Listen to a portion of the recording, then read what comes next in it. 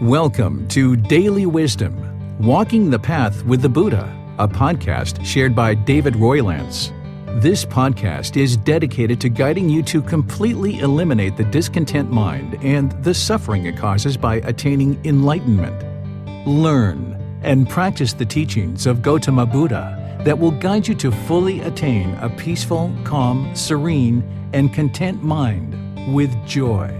To support this podcast, visit patreon.com/support Buddha or visit buddhadailywisdom.com, where you will discover a full range of courses, retreats, and online learning resources to assist you on the path to enlightenment. Now, here's our teacher to share more.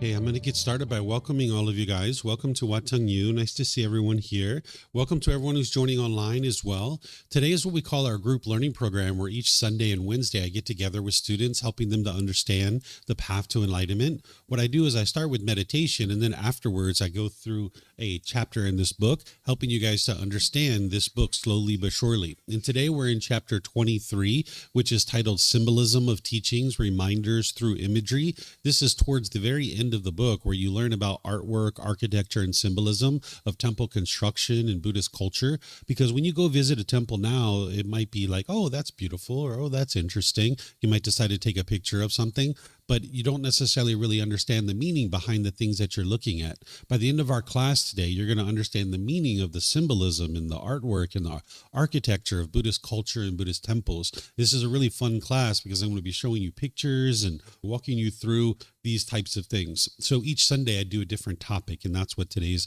topic is all about. So if you'd like to join for meditation, you're more than welcome to. I'm going to be starting with some chanting in order to be able to ease the mind into meditation. It'll help you to get more benefit out of the meditation itself if you choose to chant. And if you would like to chant along, you can. There's chanting sheets over there on the cabinet. If you would like to help yourself to a chanting sheet, you're welcome to chant along. Just understand that this isn't a rite, ritual, ceremony, worship, or prayer, or anything like that none of those types of things exist in the teachings of the Buddha. If you've been exposed to rites, rituals, ceremonies, worship, or prayer, thinking that those things are the teachings of the Buddha, those are misunderstandings of his teachings. The Buddha never taught any rites, rituals, ceremonies, worship, or prayer. He taught you to train your mind and do this inner work, this inner development, this inner growth in your mind. During his lifetime, he used chanting as a way to help his students commit the teachings to memory. Every 2 weeks, his students would come together and they would recite his teachings orally. So he used it as a learning tool or as a learning device. So you can see from the origins of this that it's not a rite, ritual, ceremony, worship, or prayer. It's a way to help you to be able to ease your mind into meditation and get more benefit out of the meditation itself. That's how we use it today. If you read the English translations, you're going to see a lot of appreciation, gratitude, and respect for the Buddha. And because of this, I don't think the Buddha even created these chants himself. They were probably created by his students either during his life or after his death, because the Buddha wouldn't have gone around and said, here, chant these chants to me out of respect for me. This would be ego or arrogance if someone chose to do this. And by the time you get to enlightenment, you don't have that in your mind. You don't think of yourself as being above people or below people. You just think of everybody as being equal. So the Buddha wouldn't have done that. But if you learn from a teacher how to move from anger, sadness, frustration, irritation, annoyance, guilt, shame, fear, stress, anxiety, loneliness, boredom, shyness, resentment, jealousy, all of these feelings, if this teacher taught you how to eliminate those and get to a point where your mind's enlightened, which enlightenment is a mental state where your mind's completely peaceful, calm, serene, and content with joy, and this teacher didn't want anything or expect anything from you, they were just helping you out of the kindness of their heart, you might actually have a lot of appreciation, gratitude, and respect for that person too. So that's why I think these came from his students rather than him himself, because they would have had an enormous amount of respect and appreciation for the help that he provided them. So if you'd like to chant along, you're more than welcome to. It'll help you to get more benefit out of the meditation itself. Once we're in the meditation, after the chanting, I'm going to be providing some guidance where I'll essentially be teaching you or instructing you how to meditate while we're actually meditating together. But then there's going to be a period of time of quietness where we're all meditating. Everybody here at the temple and anybody joining online will just all be meditating at the same time. Now, during this period of time of quietness, I'm sure you're going to hear occasional sounds. You might hear a car go by, a dog barking, a bird chirping. Someone here might cough or sneeze. This is all normal. If you're in meditation with a craving for permanent silence, when you hear a sound, you will cause your mind to be annoyed or frustrated. This is why you can eliminate your anger and sadness and frustration and all these other feelings, is because it's your own mind that's causing it. It's not the outside world. What the mind has in the unenlightened state is it craves permanence. It wants things to be permanent, but yet you live in an impermanent world. Things are constantly changing. So there's going to be sounds during the meditation. These sounds are going to arise, they're going to change, and they're going to fade away. So if you're in meditation, understanding that when you hear a sound, you're like, oh, of course, that's normal. That's the way the world works, is that things are impermanent. But if you have a craving for permanence, when you hear a sound, your mind's not getting what it wants and what it expects. So therefore, it's going to experience frustration or annoyment or some other discontent feeling. So during the period of time of quietness, I'm sure you hear occasional sounds. Then we'll come out of that with some more chanting. And that's where I'll start today's class, helping you guys to understand symbolism of the teachings. We'll be looking at some pictures and having some discussion, helping you guys to understand things. So now when you visit the temples, the temple walls will kind of speak to you because you'll understand more of what it is that you're looking at. So in terms of your body position for meditation, there's 4 positions that the Buddha taught: seated, lying, standing, and walking. And you would learn these different positions at different times as part of your journey to enlightenment. It's kind of like having a tool belt, and you employ the different tools that you need at different times in order to be able to help you in your meditation practice. But oftentimes people are learning in the seated position, so I'll provide you some guidance on this to be able to help you a bit. But just understand what I'm sharing with you are just suggestions or recommendations that you can come up with anything you like in order to be able to sit, because there's not just one way to sit. If there was just one way to sit, that would be permanence, and we don't live in that world. We live in an impermanent world where everybody's going to find different things to be comfortable. So you can use what I'm sharing with you as a recommendation or suggestion that you could use, but you could come up with something on your own too. You're not training your body here. What you're doing is you're training your mind. So what's important is that the body's comfortable, not painful and not luxurious, but comfortable. And whatever you find that is comfortable, use that. But here are some things you might consider. You could be sitting on the floor in a chair. Maybe if someone's at home, they're on a bench or a sofa or in a wheelchair. If you're on the floor, you might have some cushions under your rear. This will kind of help soften your seat a bit. And if you're going to bring your legs together in the cross-leg position, you might just choose to do that lightly. Whereas if they're real tight, this can impede the circulation and cause pain in the lower body. Some people like to put their legs off the mat. This gets your hips up in the air and lessens the angle at the hips, the knees, and the ankles, allowing the circulation to flow. The Buddha put his right hand over his left with his thumbs together, and he put this into his lap. If this is comfortable for you, you could use it, but it's not about everybody doing it exactly the same way. There's other options here. You could put your palms on your thighs or your knees. Some people put their palms up. Some people rest their hands comfortably in their lap. So you could put your hands and arms wherever you like. And then the same thing is true for someone who's in a chair. You can sit however you like as well. Some people like to put their feet flat on the floor or lightly cross at the ankles, but you can see me sitting in a chair here with my legs crossed. So this is an option for you as well. And then you can put your hands and arms wherever you like. In terms of your upper body, it's helpful if this is erect with the sternum up and the shoulders back. It'll help keep the mind attentive and alert during the meditation. Meditation is a dedicated, active, purposeful training session where you're eliminating certain unwholesome qualities and you're cultivating certain wholesome qualities. So you'd like the mind to be attentive and alert during this training. Whereas if you were slouched, the mind would have a tendency to be dull or lethargic. But if you were real rigid, the mind could be overactive or uptight. So you'd like the upper body to be in the middle where the sternum's up and the shoulders back, because not only will it keep the mind attentive and alert, but it'll make it easy for you to breathe in through the nose and out through the nose. So again, I'm going to do some chanting here. You guys are welcome to join in, and then I'll come back in with the guidance afterwards.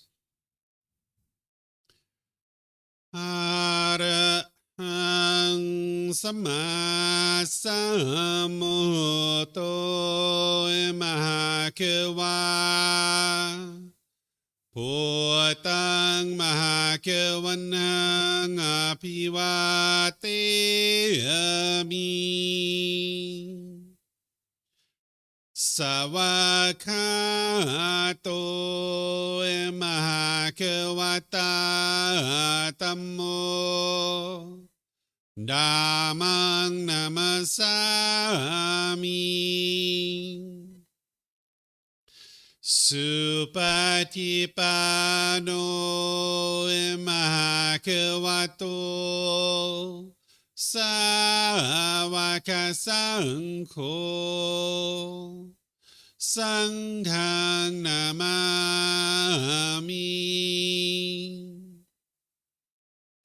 Namo Tassa Bhagavato Arahato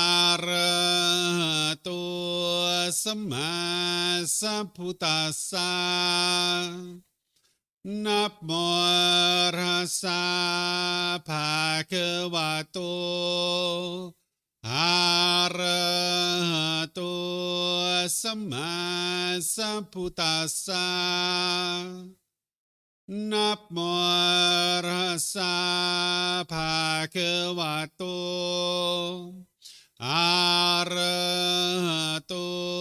Samma Sambuddhassa. Iti piso emahakawa Arahang Samma Sambuddho Vichacharanang Sammuno Sakato Rokavitu Anutero Purisa Dhamma Sati Satatawa Manusanang Poto Bhagavati.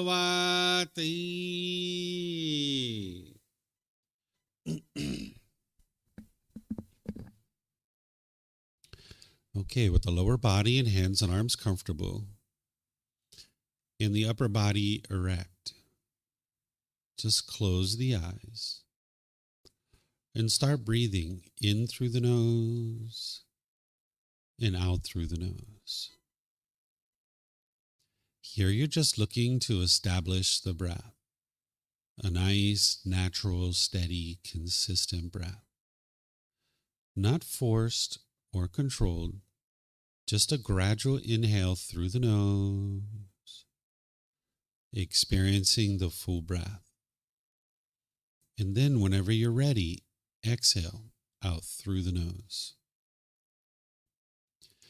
Breathing in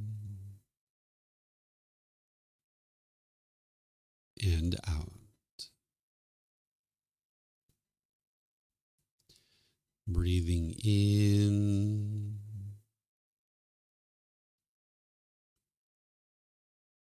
and out.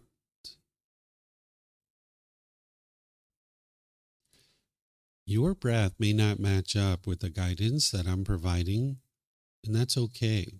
This is your practice. I'm just here for guidance. You can use this voice as a reminder that whenever you get to the next inhale, breathing gradually through the nose, developing a nice, natural, steady, consistent breath. And then whenever you're ready, exhale out through the nose, experiencing the full breath. Breathing in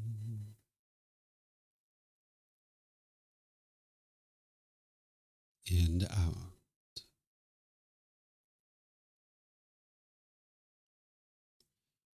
Breathing in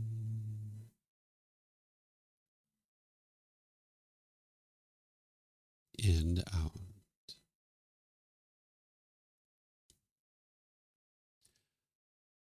With the breath well established, start fixating the mind on the breath, either the sound of the breath coming into the nose or the sensation of air moving over the skin into the nose.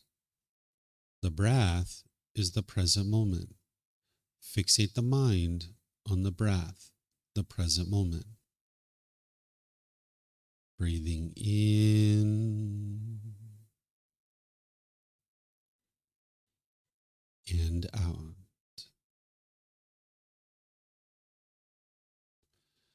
Breathing in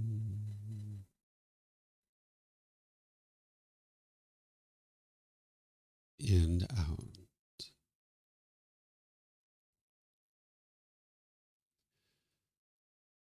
With the mind fixated on the breath, whenever you notice that it moves off the breath, cut that off, let it go, and come back to the breath, the present moment.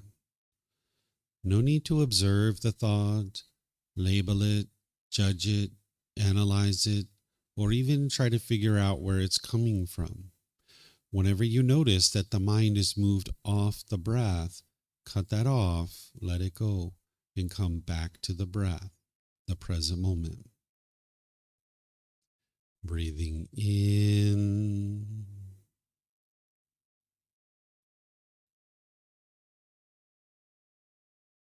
and out.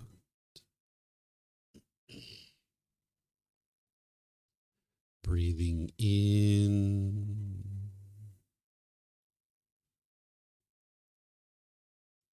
and out.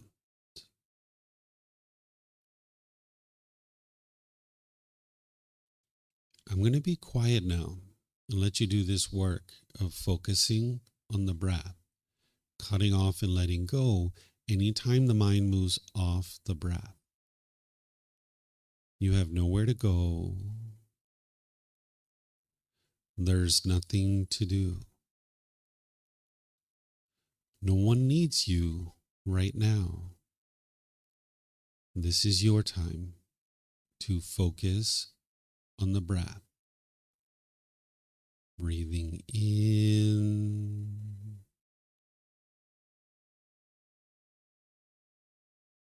and out.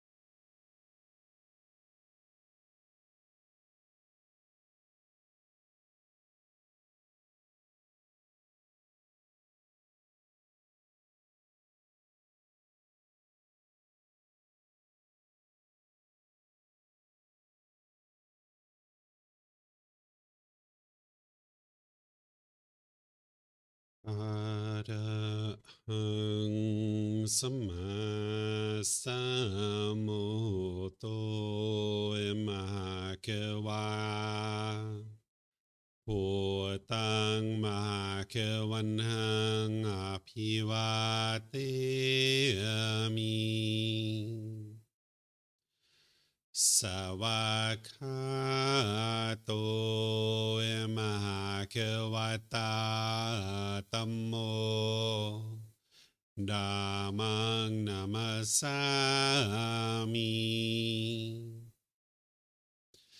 Supatipano Mahakewato Savaka Sangho Sanghang Namami Namo Rasa Bhagavato Arahato Sama Sambuddhassa Namo Rasa Bhagavato Arahato Sama Sambuddhassa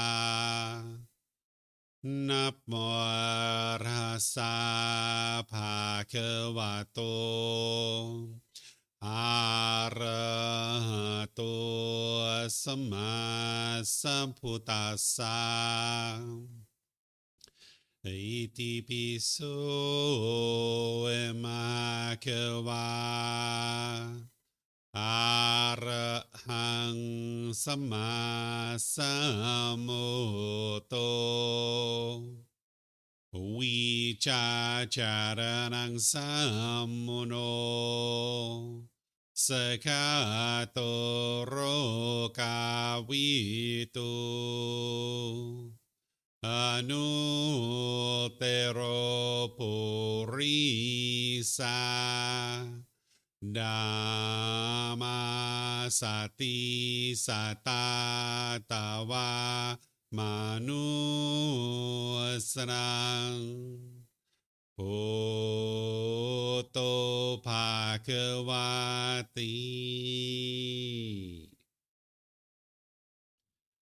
Okay, if you guys would like to slowly make your way out of meditation. Once again, good morning to all of you guys. Nice to see everyone here. Welcome to Wat Tung Yu. Welcome to everyone online as well. This individual who referred to as the Buddha was born in 563 BCE. He was born in an area that we refer to as Nepal, and he attains enlightenment at the age of 35, and he teaches for the rest of his life up until his death at the age of 80.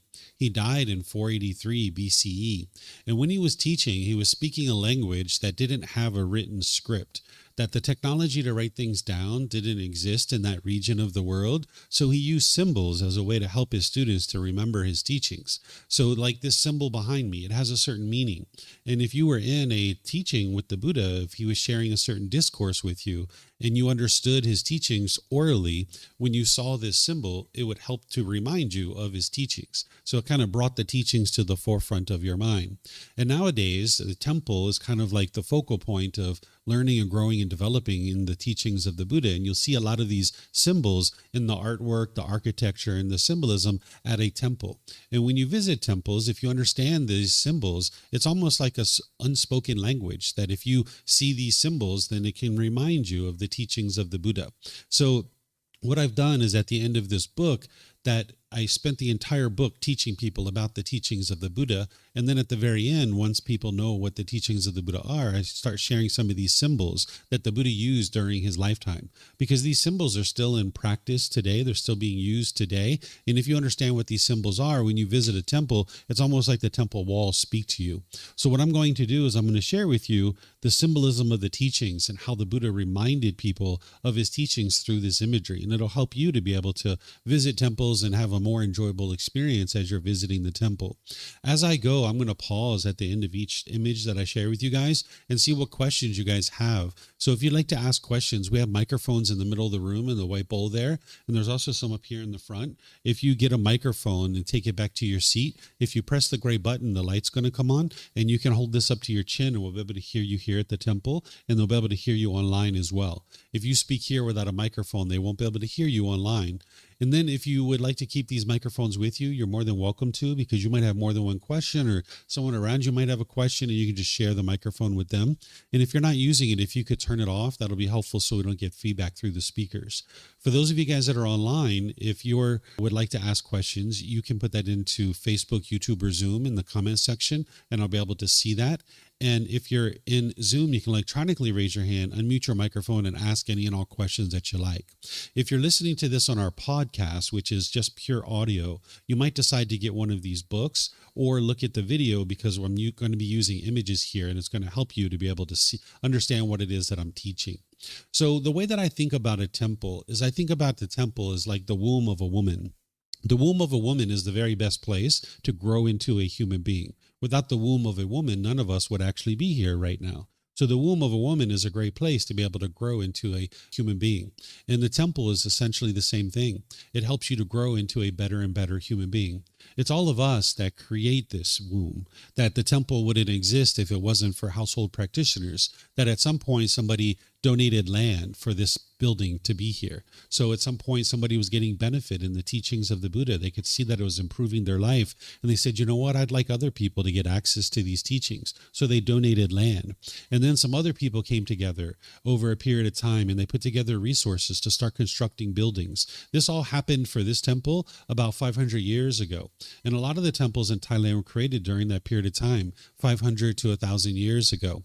So this womb of the woman is there, and it's created by all of us, that whether it's a projector or carpets or a screen or a microphone, these are all things that people donated at some point in order to be able to help us to be able to have an environment where people can learn and grow and develop into a better and better human being.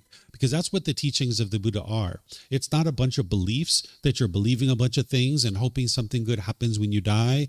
It's also not rites, rituals, ceremonies, worship, and prayer. It's not rules and commandments to follow. Instead, it's guidance to be able to help you train your mind, do this inner work, and to be able to heal from what hurt you so that you never need to hurt ever again. By the time you get to enlightenment, you will never experience any painful feelings in the mind ever again. It's physically impossible for that to occur by the time you've trained your mind. So this womb of the woman is very important for that. The womb of the temple is very important for that. And there's symbols and artwork and architecture that is helping you to be able to understand these teachings. So if you've studied some of the teachings and then you see these symbols, it'll help to remind you of this. Another way to think about a temple and a temple environment and all the massive numbers of temples that exist here in Thailand. There's over 30,000 temples here in Thailand. So another way to think about these is like a mental health network. That in some countries, if you're having difficulties with your mental health, you need to go visit a certain person, maybe pay $200, $300, $400 an hour to be able to talk to that person. And that's very costly. And some people can't afford to actually do that. But here in Thailand, over multiple generations, what they've done is they created a mental health network all throughout their country that is just based on donation. There's never an expectation of a donation or a requirement for a donation, but that's how these places were created. And now, as a member of a community, you can go visit any of these temples, and you can find somebody like me that is there that can potentially help you with certain personal or professional challenges that you're having. If you're having certain challenges in your life, maybe you're arguing with your life partner, maybe you and your children aren't getting along, maybe your career, you feel like it's stagnated and it's not improving, there's somebody that you can go find that you can reach out to and you can get help from. It's like a mental health network, essentially. This is the way that I think about these temples. So when you visit these temples, if you understand the symbolism and the artwork and the architecture, it really kind of speaks to you, and it has much more meaning. That it's not just, oh, that's a pretty picture, let me take that picture. It's like, oh, I understand what those artists were trying to communicate. Because when these temples were built over 500 to 1,000 years ago, the artists were communicating. They were explaining something to you. And if you understand that language, you can actually interpret what it is that they're sharing. So I'm going to share symbols with you guys so that when you visit a temple, no matter where it is, it'll have more meaning for you, whether it's here in Thailand or anywhere else. And as I shared, as we go, I'll stop and see what questions you guys might have. So this first one here, this is oftentimes referred to as the Na or the unalome. This is actually a symbol of enlightenment. And I'm talking about this one here. We'll talk about these others in a moment. This particular symbol is actually symbolizing your journey to enlightenment and what it's going to be like for you to progress towards enlightenment. So when you're first born, you're in this cycle of rebirth where you're being reborn over and over and over and over again. Even this cycle of rebirth that the Buddha taught, it's not based in belief. It's something that you can independently verify when you choose to cultivate that wisdom. In our book series of 13 books, in volume 11, chapter 105, I have 17 different criteria of how to independently verify the cycle of rebirth. So you should never be interested in believing anything, including something like the cycle of rebirth, but eventually you can choose to independently verify that if you like. That's why it's in volume 11, chapter 105, because it's usually not something you do right up front when you first start on the path. But just understand that there is this continuous cycle of rebirth that an individual is being reborn in over and over and over and over again. That's what this is symbolizing. And you can see this path is like really wide and very dark, right? It's very dark and very wide because you don't quite understand life. You don't have the wisdom that you need in order to escape out of this cycle of rebirth. But as you get onto the path, you notice that it moves upward and then it starts to narrow because you start to come in closer and closer and understanding what it takes to be able to get to enlightenment. But as you're making your way forward on this path to enlightenment, it's not just a linear progression like this. Instead, you're going to be making forward progress, but then you're going to have a misstep, right? And then you're going to be making forward progress again because you're going to learn from that situation. You're going to be making forward progress again, and then you're going to have another misstep, right? Then you're going to have forward progress. But notice as you're making this forward progress, it's narrowing in. You're narrowing in on the path of what it takes to get to enlightenment more and more and more because you're cultivating wisdom. This depicts about 6 missteps.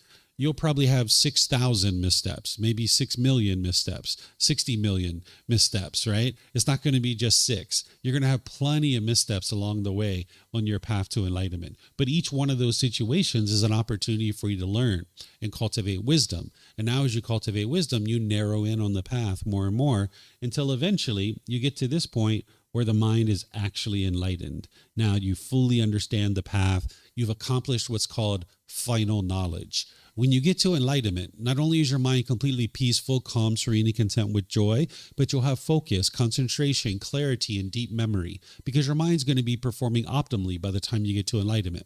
There are certain pollutions that the Buddha discovered in the mind that you apply the tools and the techniques that he taught, and you uproot those pollutions out of your mind. And now your mind's going to be performing optimally with focus, concentration, clarity, and deep memory. You'll notice that your mind is peaceful and joyful. It's a permanent mental state. When you get into this mental state, your mind will never again experience the unenlightened state. You'll notice that your personal, professional relationships are really blossoming because in the unenlightened state, you'll have a certain amount of bitterness, harshness, and hostility that comes out, and you'll think that other people are causing you to produce that, but it's actually your own mind that's producing that bitterness and hostility. But by the time you train your mind and you get rid of these pollutions, you won't have that bitterness and hostility. You won't be putting it out in your relationships, so therefore it won't be coming back to you. You'll completely improve all of that. Your relationships will be blossoming, both personally and professionally. And by the time you get to enlightenment, you won't even be in a bad mood anymore. That it's physically impossible for you to experience a bad mood. So that's what you're experiencing by the time you get to this point where the mind's actually enlightened. But there's a lot of work to do, as you see, to be able to make your way to get to that point. So that's why you need guidance and you need help to be able to be guided on this path. So this is a very common image that you will see oftentimes on various paintings, various artworks. The monks sometimes hold these fans and these kind of shields, and they're sometimes on that. Sometimes it's on statues. You'll see it like right here in the middle of the eyebrows where the third eye is, this inward looking eye, this introspection. You might see this. This is a symbol of enlightenment in your journey to enlightenment. It's referred to as the Na or the unalome. There's different ways to refer to it. So this is the one that you'll see very popular. You'll see it very commonly. But just like everything in the world, it's impermanent, right? So different artists have come up with different ways to represent this. And that's what you see on the sides here. These are ones that I just got off the internet.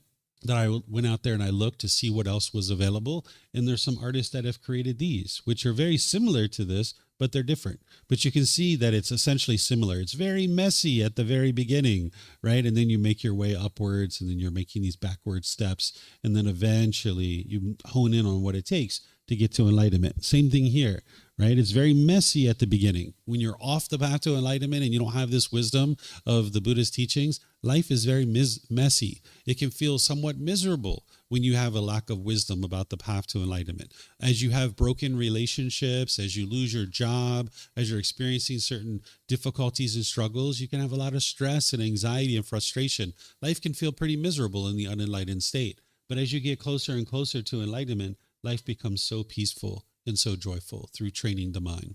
So that's what these are all representing. So do you guys have any questions on this particular image here? Something you'd like to ask or discuss? No questions? Okay, let me see online here. I don't see any online either. Okay, so now we'll go to this next one. This is referred to as the Dhamma wheel. Here, this is a very common image. You'll see it many different places. The word Dhamma means teachings, and then there's this wheel here. The Buddha would use this symbol to remind people of his teachings. So like if you understood his teachings and certain teachings that he taught, and you saw this symbol, say on the side of a barn, it would remind you like, oh yeah, those teachings of the Buddha. So I'll explain to you guys what this means. So what this is this is the circle here of this Dhamma wheel is reminding you of the cycle of rebirth, and that you're continually being reborn over and over and over and over and over again.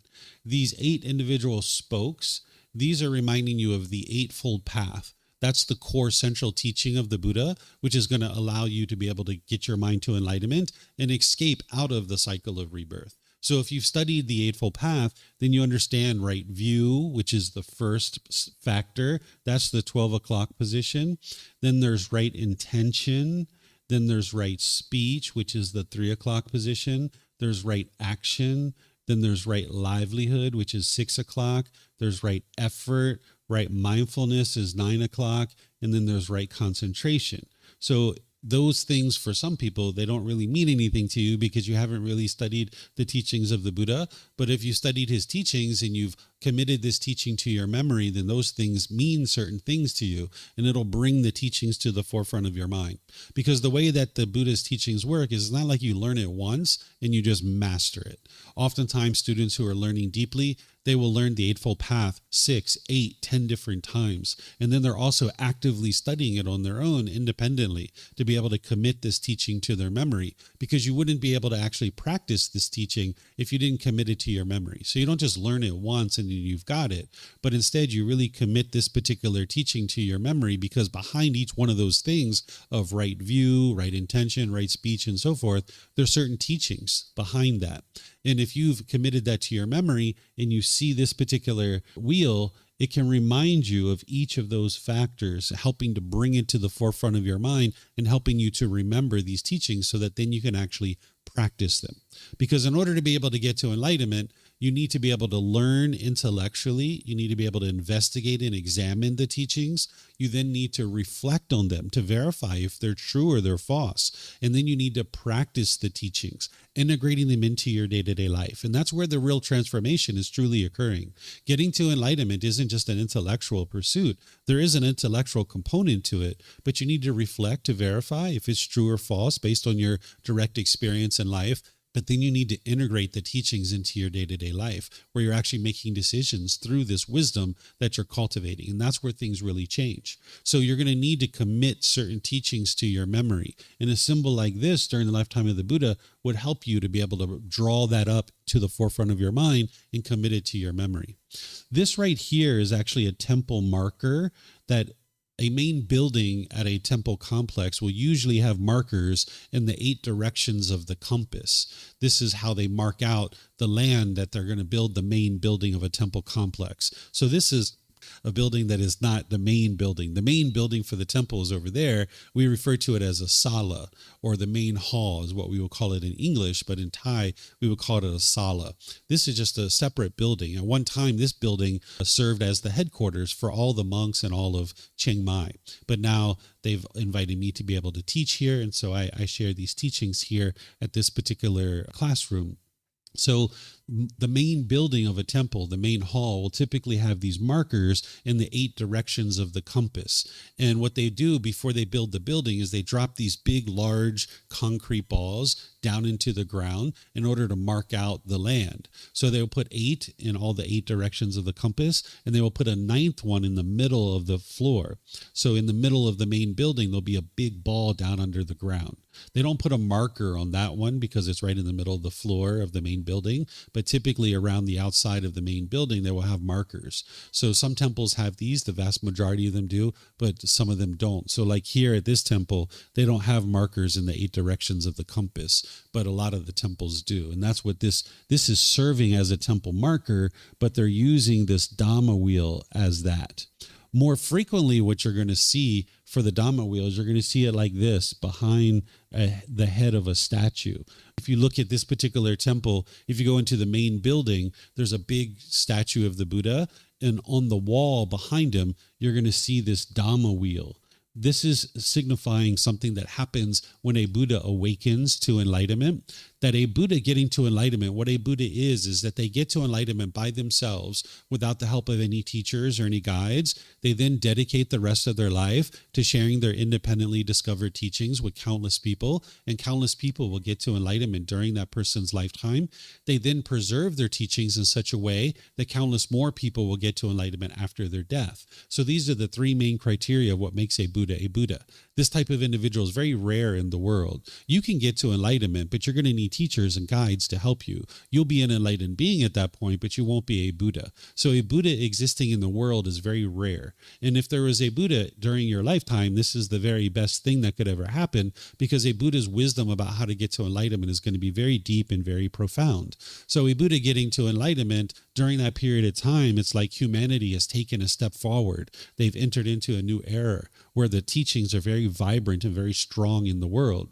So it's said that when a Buddha gets to enlightenment, this Dhamma wheel is on their head, not physically, but figuratively on their head. And what you do is the Buddha would reach up with their right hand and they would turn this Dhamma wheel in the counterclockwise direction, signifying humanity stepping forward into a new era where this wisdom that the Buddha figured out on their own is now available to the world. So oftentimes you will see this Dhamma wheel behind the head of a Buddha. Whether it's a picture or a statue or whatever it is, you'll usually see it that way. So that's oftentimes the way it's depicted. And you'll see different variations of it. So you can see this one here. This one almost looks like a steering wheel on a boat, right? But this is essentially the Dhamma wheel, right? That's what that is. So this is reminding you of the teachings of the cycle of rebirth and the Eightfold Path, which is the escape out of that cycle of rebirth by training your mind to get to enlightenment. So any questions on this one? So this is a lotus flower, and you'll oftentimes see lotus flowers as symbols in Buddhist culture and Buddhist artwork. And there's a reason why people use these lotus flowers, because it actually symbolizes your journey to enlightenment. A lotus flower has roots that are deep down into the earth, and it's usually holding on to the earth very tightly. It's usually like in a murky pond or something like that. And now there needs to be this strong stalk that grows through the murky water of the murky pond. And then once it gets up to the top of the water, it'll break through the water, rising above the water, and then it'll bloom into a lotus flower. So this is a symbol for enlightenment, because your journey to enlightenment is very similar. That in the unenlightened state, you're holding on to the world. You want things to be a certain way. The mind's craving for the world to be a certain way. And you can only be happy if things are your way. That's what the unenlightened mind does, because it doesn't understand the universal truth of impermanence. So the mind's holding on and holding on and holding on. You may be holding on to your possessions, like your mobile phone, your car, your house, your money, your clothes, your jewelry, your relationships, all these different things. You're holding on very tight, and you can only be happy when you get what you want.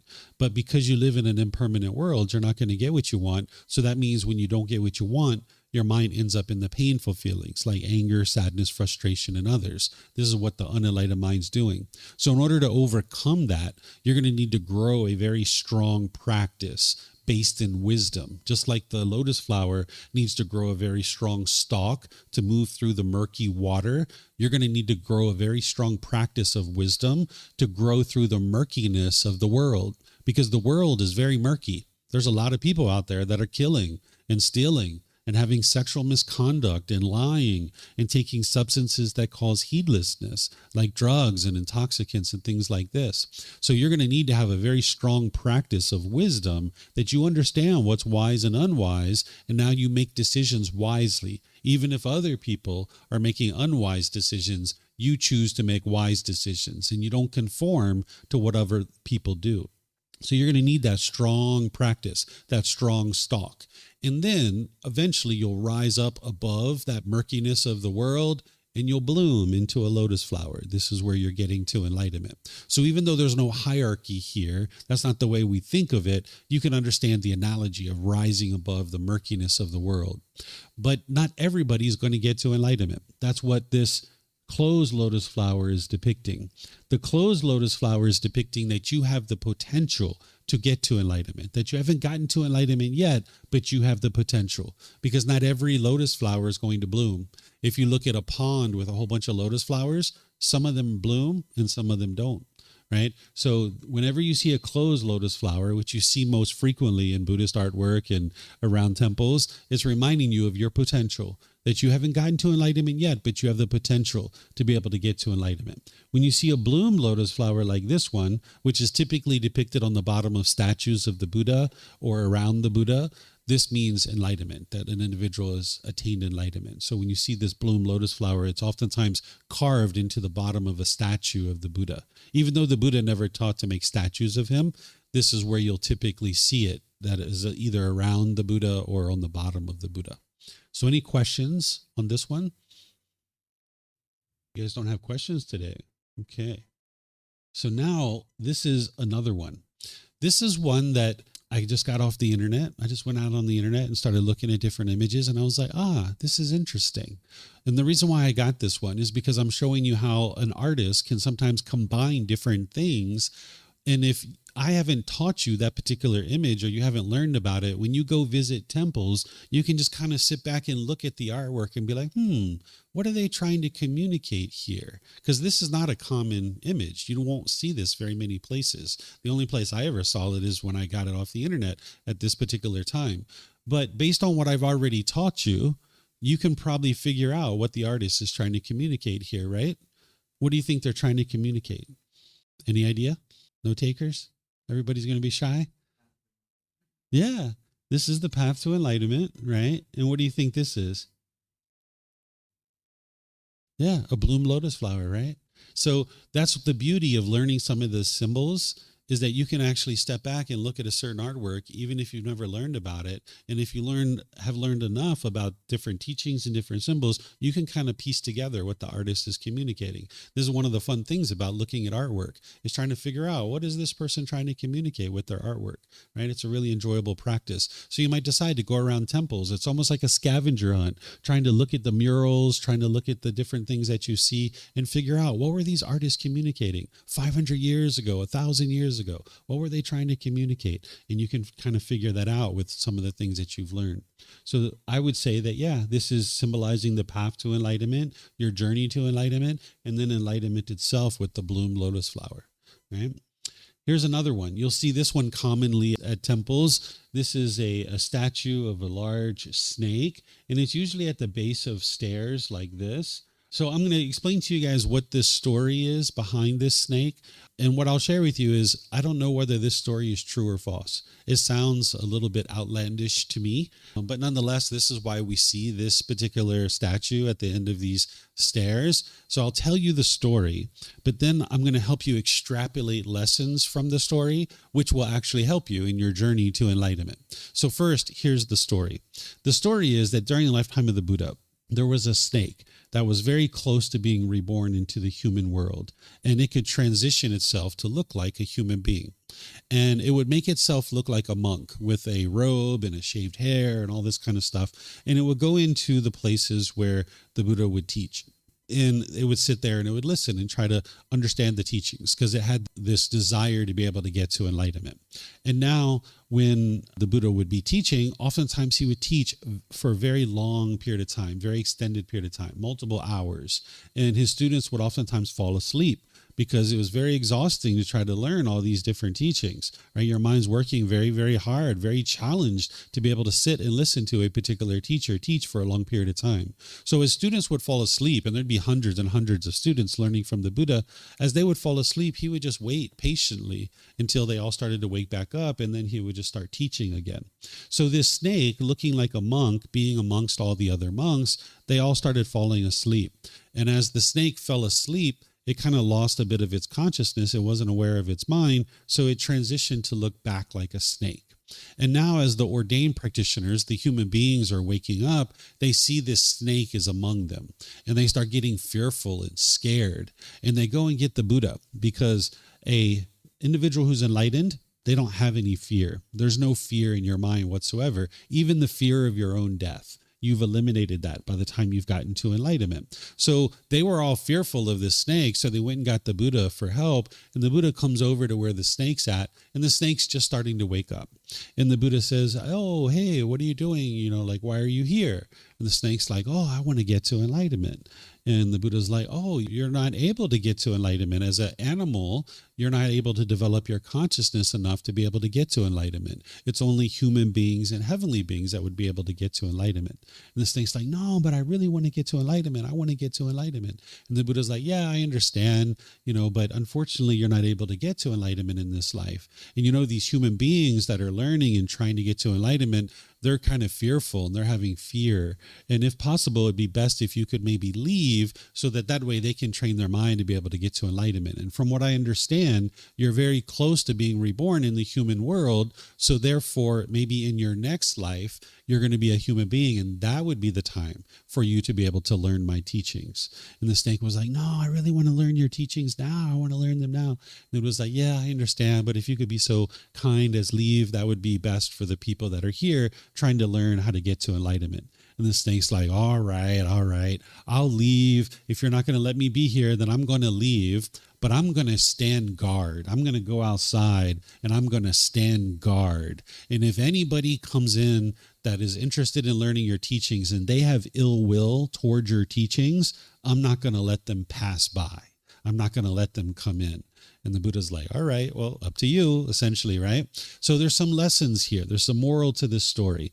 Now, it sounds pretty outlandish to me, right? Like, I've never seen a snake that can transition itself to look like a human being. But, scientists tell us 99% of all the animals that once existed no longer exist today. The animals that we see are only 1% of what once existed at one time. So whether there was an animal back then that could have done that or not, I don't know. I wasn't there. I can't independently verify that this story is true, but I can't verify that it's false either. But nonetheless, the moral of the story is what's going to help you. The first thing, that whenever you see these snakes and you're walking into a temple and you see these snakes, the first thing that it can remind you is, thank goodness you're human. You've made it into this human world. You can get to enlightenment, right? Don't let this life go to waste. Don't be complacent. Apply effort and energy and determination and dedication to be able to train your mind to be able to get to enlightenment. Don't allow this life to go to waste. That's the first thing it can remind you of. The second thing is it can remind you that enlightened beings don't have any fear. By the time you get to enlightenment, you would have eliminated all the fear in your mind. Right? This is helping you to be able to understand a certain aspect of the quality of the enlightened mind, that it doesn't have any fear. And then the third thing that it can remind you of is not to have ill will towards the teachings of the Buddha. Having ill will towards the teachings of the Buddha would be to be interested to change them or modify them. If you tried to modify or change the teachings of the Buddha, this is going to cause you harm, and it's going to cause harm to countless people. Because once you change the teachings of a Buddha, they no longer lead to enlightenment. So that means you're not going to be able to get to enlightenment if you change his teachings. And if you share that with other people, they're not going to be able to get to enlightenment either. Getting to enlightenment would be the very best thing that could ever happen for you and anybody around you, because your mind's going to be so peaceful and so joyful. So if you modify the teachings, that means you're harming yourself, that you're not going to be able to get to enlightenment. You're going to continue to be angry and irritated and frustrated throughout your life. And if you share those particular things with other people, it's going to harm them too, because they're not going to be able to get to enlightenment. So you would like to come to a temple and learn the teachings that are being shared with you, and then don't believe those teachings, but instead learn them, investigate and examine them, reflect on them to verify if they're true or false, and then practice those teachings, integrating them into your day-to-day life. And as you're training your mind and you're seeing the improvement to the condition of your mind in your life, you're going to know that those teachings are true, because you know situations where you once got angry and frustrated or irritated or annoyed. And when you're in those same situations and you're not experiencing those feelings anymore, you'll know that it's these teachings that are leading to that improvement. So you will have independently verified all the teachings by the time you get to enlightenment, because your mind's so peaceful and so joyful. By the time you get to enlightenment, it'll be 1 year, 2 years, 3 years that you're not experiencing any discontentedness whatsoever. This isn't an instantaneous thing, but instead it's gradual training, gradual practice, or gradual progress. You need to meditate in order to be able to get to enlightenment, but you need much more than just meditation. You wouldn't be able to meditate your way to enlightenment. So there's a certain practice of meditation, but there's a whole bunch of other things that you need to learn as well in order to be able to get to enlightenment. So you're not interested in modifying those teachings, because that would be to have ill will towards the Buddhist teachings. So that's what these snakes are here to symbolize, is that thank goodness you're human. Don't allow this life to go to waste. That enlightened beings don't have any fear, and not to have ill will towards the teachings of the Buddha, that learn them as he taught them. And that's what's going to actually lead to your enlightenment. So any questions on this one? This is my little son. So once the snake lost its capacity to look like more like a human, and the monk got scared, one of the teaching will be that you're supposed to train your mind to not be scared. So instead of ask the snake to leave, they could have. So that's the Yeah, what you would like to do is eliminate the craving that's causing the fear to arise. But each individual person needs to choose when is the appropriate time for them to be able to do that. So imposing on somebody else that, okay, now's the time that you're going to get rid of that craving in order to eliminate the fear of snakes would be unwise. It's better to have an environment where it's conducive to learning, because it's creating that womb. I'll give you another example that doesn't involve a snake. And you heard me talk a little bit about this in your class last week. At one time, this building did not have air conditioning. When we were here, it was so hot sometimes in the summer, 45 degrees outside. It was like an oven in here. I would be sitting here meditating, and I could feel the sweat under my clothes that were just rolling down the body. I was completely content and completely comfortable. I could meditate anywhere, anytime, no matter what's going on. But I was observing that the students were having difficulties, right? So rather than just leave it the way that it was, which is, with no air conditioning, I decided that it would be wise for us to put air conditioning in here. So I decided to install air conditioning, because while you will eventually need to get to the point where you can meditate anywhere, anytime, and you're not affected by the heat or the temperature, while you're in the process of getting there, it's kind of nice to have an environment that you can meditate in and not have to do that. So when you're ready to eliminate that potential craving for a certain temperature, then you can go out and do that. But if I were to impose that on people, that would be unwise, because you need to create an environment that's conducive for your students to learn and understand the teachings. So that's what this story is depicting, is the Buddha was trying to create an environment that was conducive for his students to be able to learn. But of course, they're going to need to overcome that craving at some point, but it would be unwise to impose that on them in that situation. Can we say also that in a situation where snakes are everywhere, in a situation where there are snakes, if I decide to stay and then the snake will simply be a snake, the outcome of my choice will harm me? So in a situation like this, the student could also remove themselves from where the snake is and carry on their teaching somewhere else. Well, the Buddha was teaching in that environment, so that's why they were interested in learning there. So the Buddha asked the snake to leave so that it, whether this story is true or false, I don't know. There is a story that resembles this in the Pali Canon, but it's not exactly this. So the Buddha, in my opinion, made a wise choice, because there were hundreds and hundreds of people there that were interested to learn. If the snake was there, maybe there would have only been 20 people that were able to learn. A Buddha's interest is for as many people to get to enlightenment as possible. And that's how they preserve their teachings. Because by the time you get to enlightenment, you'll never forget what it took for you to be able to get to enlightenment. So if the Buddha could teach 20 dedicated students or 200 dedicated students, they would much rather teach the 200. They can be completely content and peaceful, whether it's the 20 or the 200. But if you can create an environment that's conducive to 200 people learning, that's best, because now the more people that get to enlightenment, the world just improves more and more and more. So it's the same thing like the air conditioning. I could have not installed air conditioning, and there might have been 5 or 10 people that would be willing to stay here and meditate and train their mind and learn the teachings that I share. But by installing air conditioning, now there's so many more people. Like there's some days that I come here and the whole room's full, right? There might be 80 people here, and there's still people trying to come in and they can't get in, and they're having to leave, right? So that's a better environment for people. So as a teacher, you would like to create an environment that's conducive to the most learning, because that's what's going to actually produce the most benefits. Okay. I don't see any other questions. Okay. So now this is the last one. This is a leaf that represents enlightenment, because when the Buddha got to enlightenment at the age of 35, he actually realized his teachings were vastly different than what anybody else was teaching at the time. There were other teachers that were claiming that they had figured out how to get to enlightenment. And mostly what they were teaching was to hang yourself upside down from trees, to lay on beds of nails, to pierce your body with metal implements, to starve yourself. The thought was that if you could cause physical pain to the body and your mind could overcome that pain, that you would then get to enlightenment.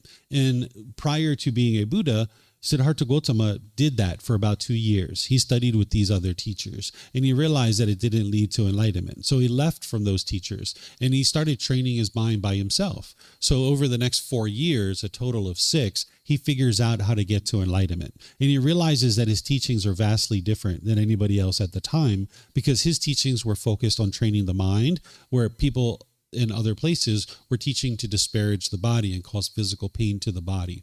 So he was interested in sharing his teachings, but he wasn't sure whether the world was ready to hear what it was that he had to share, because it was so vastly different than what other people were teaching at the time.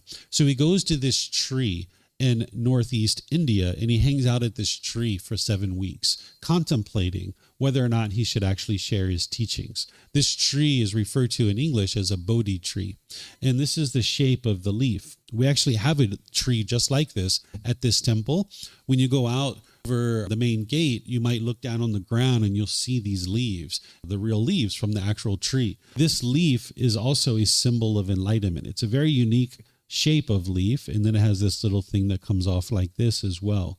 There's a tree here that you can actually go visit in northeast India.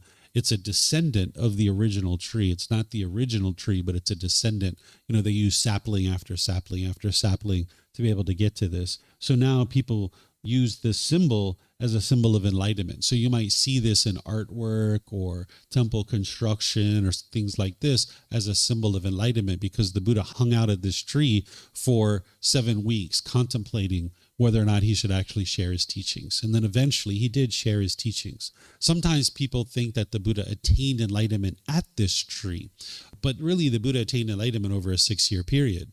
But we could really say that he attained enlightenment over multiple lives, that he was cultivating wisdom over multiple lives. So it's not like there's an instantaneous moment that you attain enlightenment. It's not like somebody zaps you and you attain enlightenment. It's gradual training, gradual practice, and gradual progress. But the reason why people associate this tree with where the Buddha attained enlightenment is because when he was preparing to die, he was informing his students that he was going to die. This is how enlightened he was, that he knew 3 months prior to his death that he was actually going to die. So he informed his students. He said, hey, I'm going to be dying in 3 months from now. And he kind of gave them a heads up.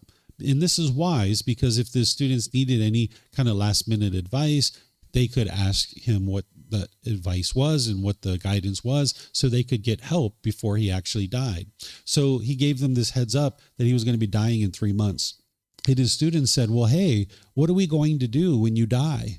Because when you die, there's going to be all these people that are going to be coming to visit you and you're not here, right? Because 2,500 years ago, they couldn't put out a Facebook post to let everybody know the Buddha had died, right? They can't put out an email and let everyone know like, hey, the Buddha's died, no reason to come here. He's not here anymore.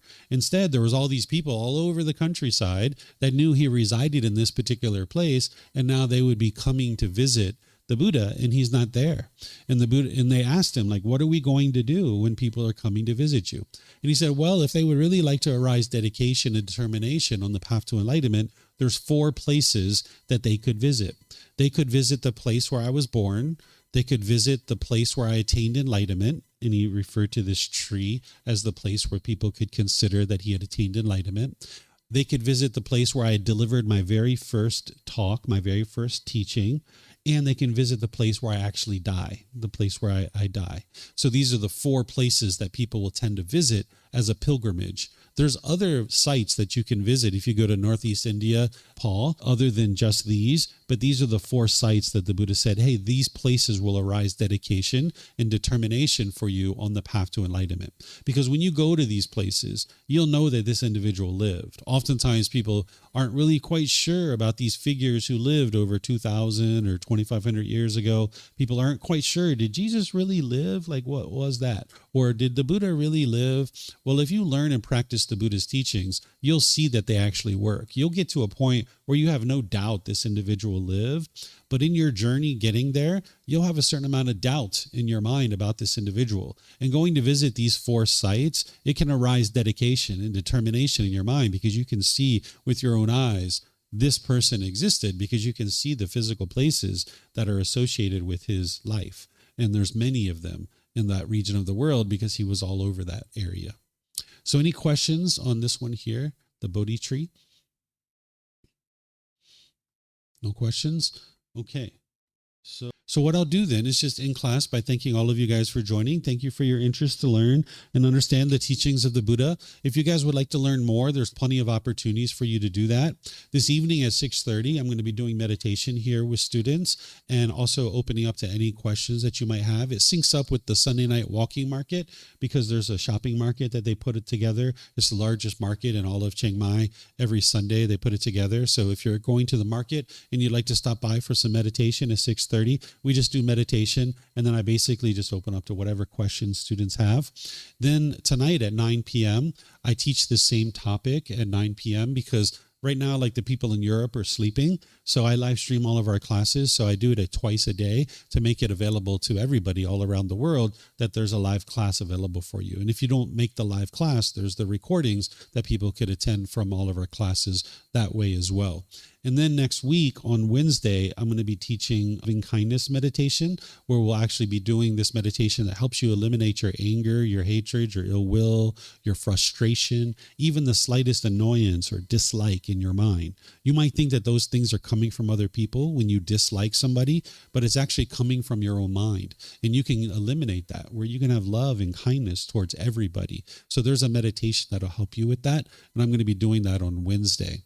And then there's also things next week, like Friday, we have a social event where we play games and we have a party. It's called Temple Fun Night. You guys are welcome to come here for that too. You'll see all the details on our bulletin board over there, and you'll also see it on our website as well. And you can come talk to me and I'll get you plugged in to the teachings that you need to be able to help you on this journey, because all the resources are available for you at no cost. What I suggest people to do is start with this first book, where you can download it from our website for free.